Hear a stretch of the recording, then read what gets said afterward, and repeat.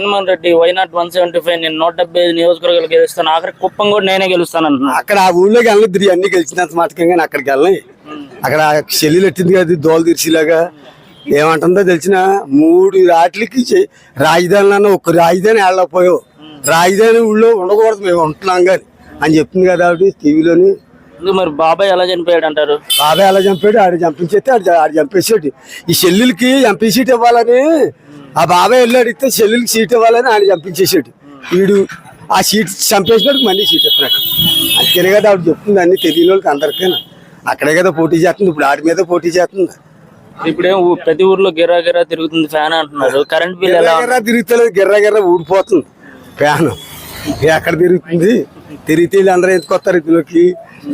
అది తిరగడం కాదండి, పేదలను అందరూ మబ్బులో పెట్టి గెలిచాడు. సారా తీసేస్తాను, బ్యాంతి తీసేస్తాను అని డబల్ చేసేసాడు.